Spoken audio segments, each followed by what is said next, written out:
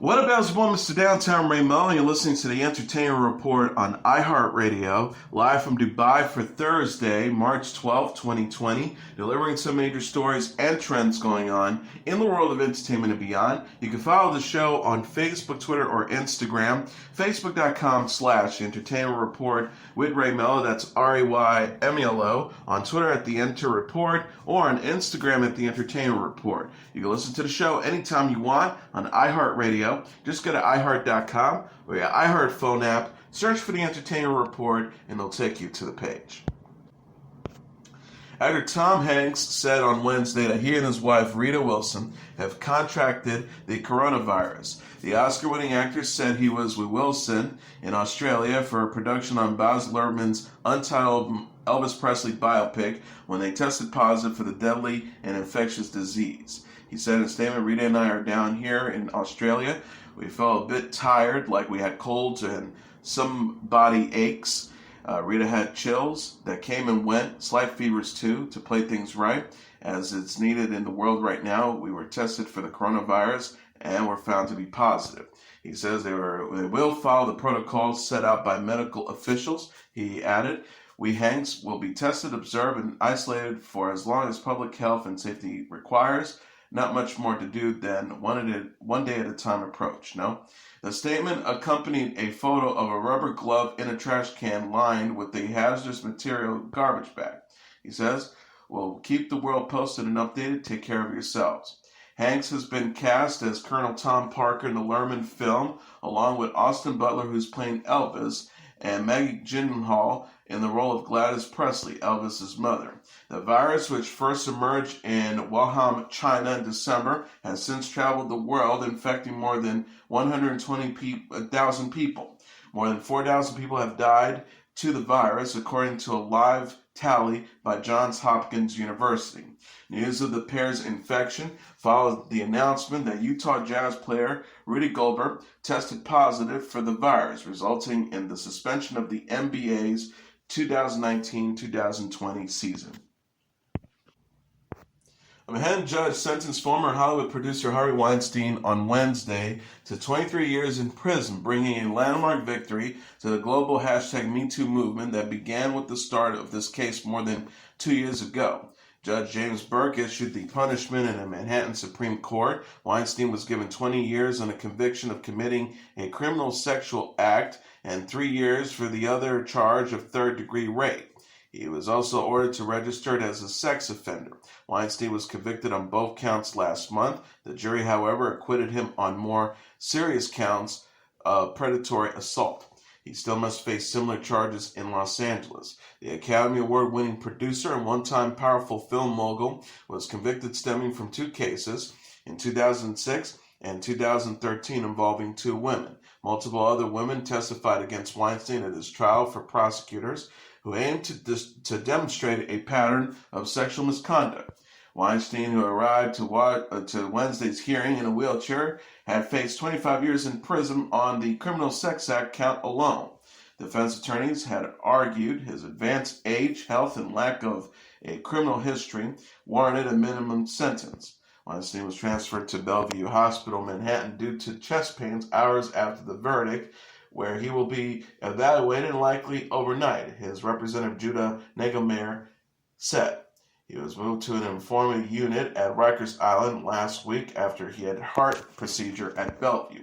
Defense attorney Donna Rotuno, who vowed to appeal, blasted Burke's sentence, calling it obscene and obnoxious.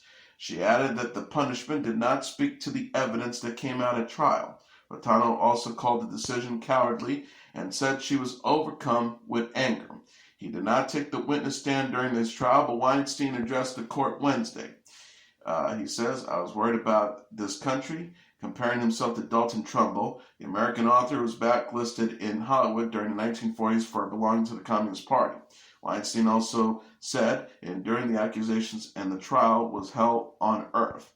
The 2 women at the center of the case gave victim impact statements Wednesday before sentencing. Accuser Terry Williff, who testified for prosecutors at trial but wasn't able to make an impact statement in court, posted hers online on Tuesday.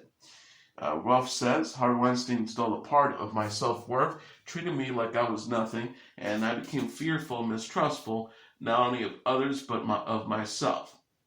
These feelings were unbearable to live with, and I punished back the fear, shame, and guilt to move on with my life. This is how I survived. The case against Weinstein was a landmark event for the Me Too movement, as it sparked a campaign more than 2 years ago, and it subsequently encouraged victims of sexual abuse and harassment to speak out around the world. Since then, a number of Hollywood figures have been accused of misconduct. Peter Weber proposed to Hannah-Ann Sluss in the season 24 finale of The Bachelor, but she returned his engagement ring when he admitted he still had feelings for finalist Madison Pruitt. The 23-year-old model told her ex-fiance on Tuesday night's show, "I knew things were definitely off between us, but walking in and hearing that you couldn't give me your full heart, that was very blindsiding to me."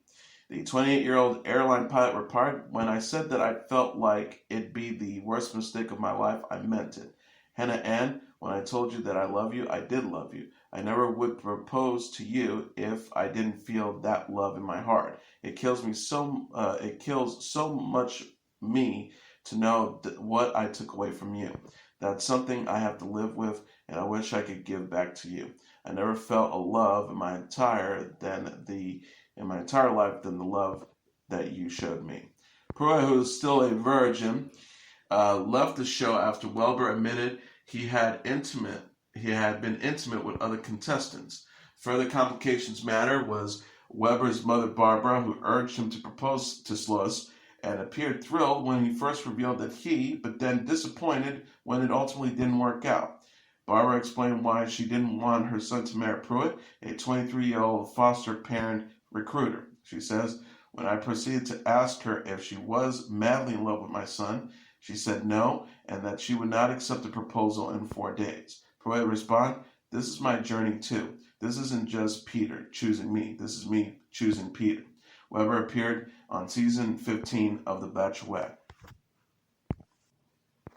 Actor and producer Mark Wahlberg has signed on to star in Wahl Street, an 8-part docu-series for HBO Max. Production began in December on the show, which focuses on how Wahlberg juggles his film career with other business ventures such as his production companies, clothing ad, sports, nutrition lines, and car dealerships.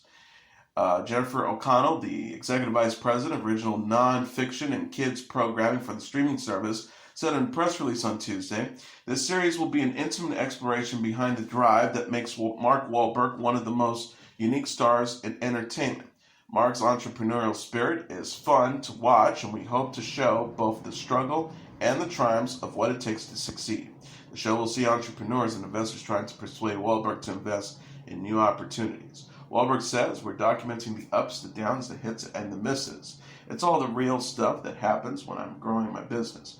We're pulling back the curtain, and hopefully it's an opportunity to inspire other entrepreneurs."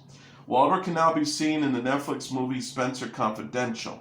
He is also known for his roles in the movies Daddy's Home, The Other Guys, The Fighter, The Departed, The Perfect Storm, and Boogie Nights. His production credits include the HBO series Ballers, Entourage, and Boardwalk Empire. HBO Max is scheduled to go live in May. Actor-comedian Matt Lucas has been named co-host of Channel 4's culinary competition series, The Great British Bake Off. The show also features co-hosts Noel Fielding and judges Prue Leith and Paul Hollywood. Lucas said in a statement on the show's website, "I'm chuffed to bits to be joining the most delicious show on television. I can't wait to break bread with Noel, Prue, and Paul and meet the brilliant bakers. And bear in mind my love of cake. I already opened such much larger trousers in anticipation. See you in the tent." Season 11 of the Great British Bake Off is to begin this spring. Sandy Tuzlegoff announced in January that she was leaving the series to focus on other projects. She began co-hosting the show in 2017. Along with the Gods actor Lee Jung-jae and Persona alum Park Hae-soo have landed the lead roles in the new Netflix series called Round 6. The show is being directed by Hwang Dong-hyuk, whose credits include The Fortress, Miss Granny, and Silence. No premiere date or additional casting has been announced yet. A press release for the streaming service says Round 6 depicts a story of people who decide to become the players of a mysterious survival game that has a whopping $40 million prize at stake. Jung-jae, played by Jung-jae, seems defeated by life after being fired from his job. He decided to join the survival game to win prize money.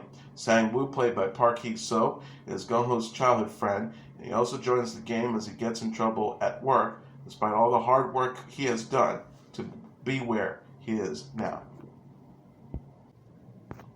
Chrissy Metz says she was initially so scared to act with the baby for This Is Us. The 39-year-old actress appeared on Tuesday's episode of A Little Late with Lily Singh, where she discussed her character, Kate Pearson's foray into motherhood, and the challenges of acting with the baby on set. On This Is Us, Kate and her husband, Toby Damon, welcomed their first child son, Jack, in Season 3. Season 4 has seen the couple learning to navigate parenthood and the challenges of raising Jack, who has special needs. Metz says, so, Kate and Toby now have a baby with special needs, which is so incredible to even have so many different storylines to present on a network television show. Like, it just doesn't happen. She also teased Kate and Toby are navigating parenthood, but also with the special needs baby. And what does that mean for them and their dynamic? And they were still learning how to put their own oxygen mask on themselves. So things are going to go downhill. Metz says that she was initially intimidated to act with Wilden Wells Barnes, the baby who plays baby Jack. Metz recalls, initially I was just so scared. I was like, okay, it's fine. But now that they've got the whole, nap schedule and feeding schedule, I don't think he hates me, which is a bonus. So that's all insinuated. The babies can only work for 20 minutes at a time for 2 hours max. So you better get your lines and you better get them right and you better get them tight because you don't get to have these unlimited takes. Metz says that she also acts with a silicone replica of Barnes, which she and the cast refer to as Jelly Jack. She says, holding a silicone baby, he's heavier and obviously more cumbersome, so that has become very, very challenging, and to make it look believable. On A Little Late with Lily Singh, Metz also shared her love for sneakers over high heels. She said she got her first job at McDonald's because she wanted to buy a pair of Nikes. This Is Us airs Tuesdays on NBC. The series co-stars Mandy Moore, Milo Ventimiglia, Sterling K. Brown, and Justin Hartley. Emily Blunt told James Corden about her high school girl group on The Late Late Show. She said Wednesday, I think we were called the Harmonious or something. We were a close harmony a cappella group. The 37-year-olds say they would sing TLC's Waterfalls. She said, it would bring the house down. Corden said he tracked down the members as a joke, and Blunt panicked. Blunt said, I almost threw up. The actress also talked about singing on Jimmy Kimmel Live on Tuesday and said Judi Dench talked her out of becoming an actress and a singer. Blunt says, I went to her for advice because I was really, really nervous about this career that I didn't know was right for me. She said, oh no, darling, you can't do both. You can't act and do that. She talked to me out of it. James Corden and Emily Blunt also tried to avoid getting shocked while answering personal questions about each other on the show. Outlander Sam Heughan, also guest on Wednesday's show, asked the pair several questions while each held a shock device attached to the other. Corden and Blunt said they have worked with each other for years, worked together in 2014's music film Into the Woods, and have socialized with one another's families. Blunt accidentally shocked Corden, even though he remembered the name of her youngest child at the last minute, and Blunt was shocked when she didn't recall the town Corden grew up in. Corden was shocked again when he didn't remember Blunt's character's name in A Quiet Place, and Blunt was shocked when she didn't remember a show the two sat together. Sarah Palin performed Baby's Got Back while competing as the bear on The Masked Singer.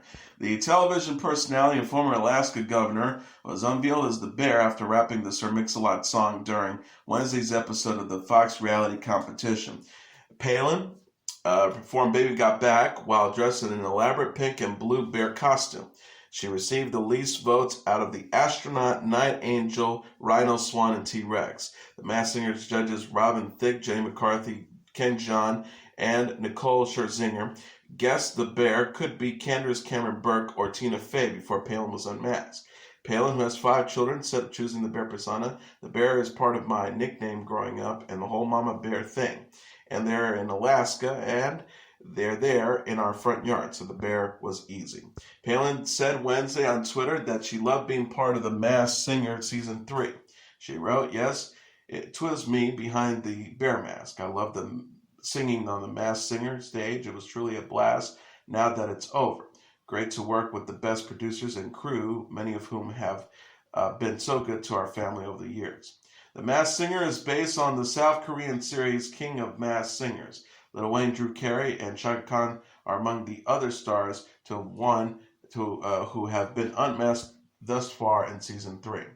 Fox announced in February that The Masked Singer is going on tour. The tour will feature performances from fan-favorite characters from the show and surprise celebrity guests. Celine Dion has postponed shows after coming down with a common cold. The singer's team announced in a Facebook post Tuesday that Dion is rescheduling 2 dates of her Courage World Tour due to illness, but said she tested negative for coronavirus. Dion was to perform Wednesday at the Capitol Arena in Washington, D.C., and Friday at the PPG Paints Arena in Pittsburgh, Pennsylvania. The D.C. show was moved to November 16th, while the Pittsburgh show was rescheduled on November 18th.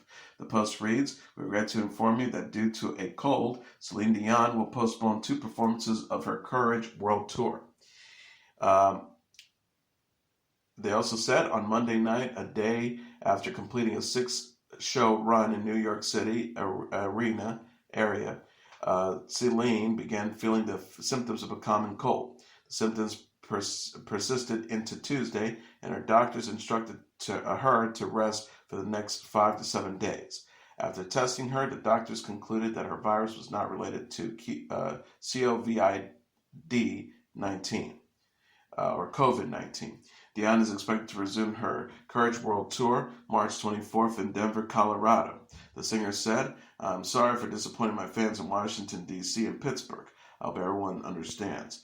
Dion kicked off the Courage World Tour in September. The tour is in support of her 12th studio album Courage, her first English-language album in 6 years. The album was released in November and includes the singles Imperfections, Lying Down, and Courage. Dion said on CBS This Morning in November that the adrenaline she gets from touring again is addicting. Billie Eilish began her Where Do We Go tour Monday in Miami, showing a video between songs in which she sheds her traditionally baggy sweater and spoke out against body shaming. Eilish says, "Some people hate it when I wear, some people praise it, some people are used to shaming others, some people use it to shame me, but I feel you watching always. Nothing I do goes unseen." Eilish says she cannot live or perform for the approval of others. She says, "While I feel your stares, your disapproval, or your sighs of relief, if I live by them, I'll never be able to move. Is my value based only on your perception, or is your opinion of me not my responsibility?" At 18, Eilish has experienced the upside and downside of fame as a teenager. She won awards for Grammys to Brit Awards. She became the youngest performer ever to sing a James Bond theme song for No Time to Die. She has also faced criticism for her fashion sense. She said wore baggy clothes, including during a Calvin Klein campaign specifically so critics could not see what her body looks like. She was body shamed anyways, as her concert revealed a significant statement. In November, she told Jimmy Kimmel that she tried to remain present amid all the work and criticism. That is the advice she got from Spice Girl Mel C. It is on the tour of the United States through June and then towards Europe. And here are the top 10 songs on the Billboard Hot 100 single charts for the week of March 14th. Number 10, Justin Bieber featuring Quavo with Intentions. Number 9, Maroon 5 with Memories. Number 8, Tones and I with Dance Monkey. Number 7, The Weeknd with Blinding Lights. Number 6, Arizona Zervas with Roxanne. Number 5, Lady Gaga with Stupid Love. Number 4, Post Malone with Circles. Number 3, Dua Lipa with Don't Start Now. Number 2, Future featuring Drake with Life is Good. And the number 1 song on the Billboard Hot 100 single charts for the week of March 14th, Roddy Ricch with The Box. And as your entertainment report for Thursday, March 12th, 2020. I'm your host, Mr. Downtown Ray Melo. I'll be back tomorrow to deliver some major stories and trends going on in the world of entertainment and beyond. You can follow the show on Facebook, Twitter, or Instagram. Facebook.com/The Entertainment Report with Ray Melo. That's RAYMELO. On Twitter at The Enter Report, or on Instagram at The Entertainment Report. You can listen to this episode or any previous episodes of The Entertainment Report anytime you want on iHeartRadio. Just go to iHeart.com or your iHeart phone app, search for The Entertainment Report, and it'll take you to the page. Good night, and God bless you all.